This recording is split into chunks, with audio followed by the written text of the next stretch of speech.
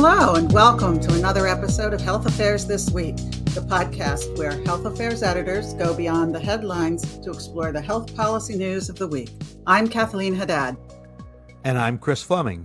So, Chris, last episode, we recapped the major developments of last year, but one last piece of health policy news broke after our last show. The $1.7 trillion omnibus funding bill that was enacted right before Christmas. It not only kept government open, but contained important health policy advancements. Before we get rolling on that discussion, though, there were two news items of the past week that received scant attention. First, the FDA announced that misoprostol could be sold in pharmacies. That's the abortion pill, and it can be prescribed via telemedicine appointments. Previously, the drug could only be given at a doctor's office, which was an inconvenience and that made it inaccessible for many women. And Kathleen, what's the second news item that you mentioned? Chris, there's a new COVID variant amongst us. It's called, wonderful. Yeah, it's called XBB 1.5. Dr. Zeke Emanuel, a former White House COVID policy advisor, says this new variant comprises about 40% of current infections, which seem to be rising or are expected to rise after the effects of the holidays show in the data. Well, it seems kind of redundant to say this with any sentence that contains the word new variant in COVID, but that really doesn't sound like good news, Kathleen. Well, medical experts say it's the most infectious variant yet, and it will be interesting just to see how it plays out, and how much strain it puts on the hospital system. But Chris, let's move on to the huge government funding law enacted just before Christmas. It's hard to know where to start in dissecting this massive law, but what can you tell us? Well, Kathleen, and as you know, and you referred to earlier, we've developed this habit of ending our congressional sessions with these very large catch-all bills at the end of the session. And, I'd say that this is a crazy way to run a railroad. If I wasn't watching as we record today on January 5th, the House trying to choose a speaker and going through multiple ballots for the first time in a century. But anyway, these omnibus bills, as they're referred to, they're always chock full of pretty much everything, and certainly chock full of important health policy provisions. And this year was no exception. One example, physicians we're facing a reduction in Medicare payment of, I think, 8.5% for 2023. And needless to say, they weren't particularly happy about that.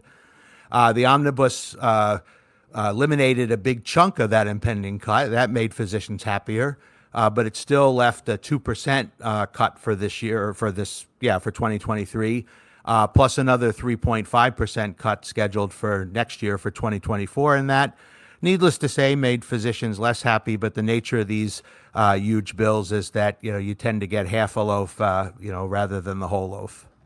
So, Chris, what about the value-based payment?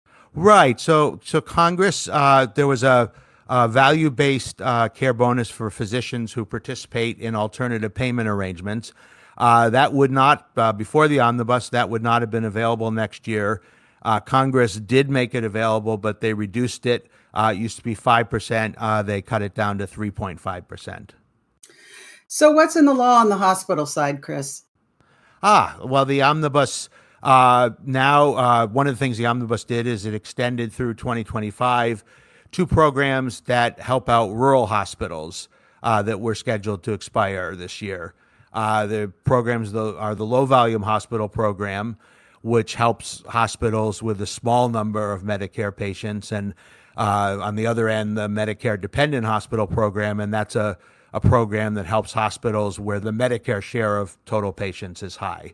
The omnibus also does extend it for 2 years, some telehealth flexibilities that were introduced during the pandemic through CMS waivers. These relax the site restrictions, the restrictions on the geographic sites that telehealth can be used for, and also it provides some flexibility regarding the use of audio-only telehealth. We tend to think of video and high tech when we talk about telehealth, but turned out, maybe surprisingly to some, that audio only because some people just don't have access to broadband, and for other reasons, audio only became very important during the pandemic. Many had hoped that these would be extended permanently, but obviously 2 years in the view of many is better than nothing. And back to the half a loaf theme from earlier. Right. Now, and I also should add very quickly that the omnibus also extended something called the hospital home program, and that's something that was important during the pandemic. It allows hospitals to treat more acute care patients at home through mechanisms like remote patient monitoring, telehealth, and in-person care. Right. And I think the Health Affairs Journal, we've published a number of articles on that topic. Let's go move forward to the Medicaid related provisions. What do you know about that?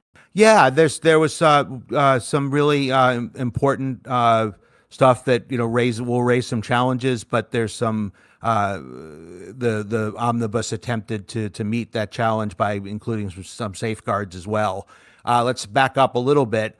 In the Families First, back I think in 2020, early in the COVID pandemic, in the Families First Act, Congress gave states this bump in Medicaid funding, I think 6.2%. Percentage points, but to get that money, states had to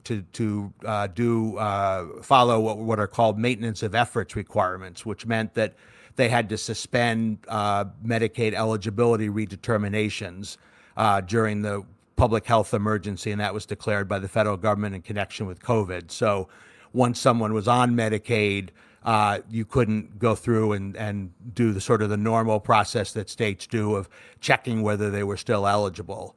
So this is a big deal because during the pandemic, that was a big deal because that Medicaid program grew. It grew like 30%.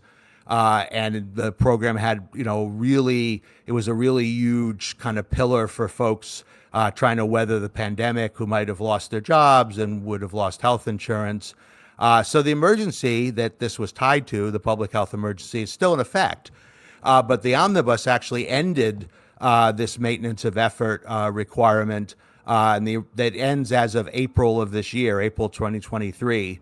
And that means that states at that point will be able to return to normal eligibility redeterminations. Chris, what are the protections against immediate disenrollment for Medicaid enrollees?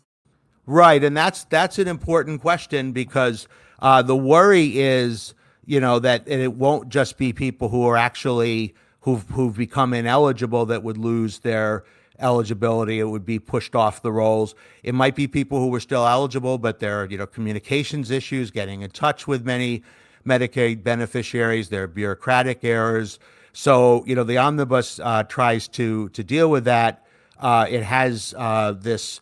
Instead of just eliminating that 6.2 percentage point bump in Medicaid payment entirely, it has a transitional phase where the payment is still there for the rest of 2023, but goes away in stages. And to get that money, states do have to agree to some safeguards. So, for instance, if they try to reach a Medicaid enrollee by mail and don't get a response, they just can't kick him or her off the rolls. They need to try to reach the person at least one other way. Joan Elker on the Say Ah blog and many of her colleagues at Georgetown, they do a great job of covering these safeguards and the omnibus in general. They note also, for instance, importantly, that there are some pro-coverage elements involved as well.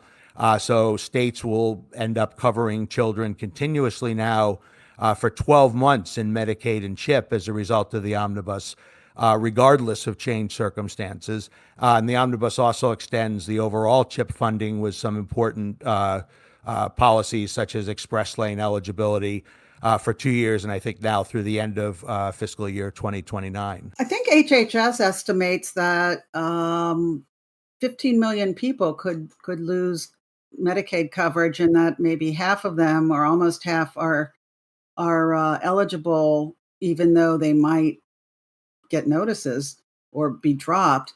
So these protections are important. I wanted also to note that Medicaid can now extend postnatal coverage from 2 months to 12 months That's a permanent provision now. I think currently 27 states do that. And so that is something that's important for postnatal health and mental health. I wanted also to mention, Chris, that the omnibus provides a lot of funding for mental health programs and changes in Medicare mental health coverage. Previously, Medicare didn't pay for counseling provided by marriage and family therapists or licensed mental health counselors. Now, Medicare will pay for that under the law. And to address the mental health workforce shortage, the law funds 200 new residency slots, with half reserved for training psychiatrists. The 988 emergency mental health line, colloquially known as the suicide hotline, received $400 million in increased funding. To address the opioid crisis, the law now allows doctors to prescribe buprenorphine without a special waiver from the DEA. The drug used to treat opioid use disorders, and advocates say it has simply not been used widely enough. So this provision is aimed at increasing the appropriate use of buprenorphine.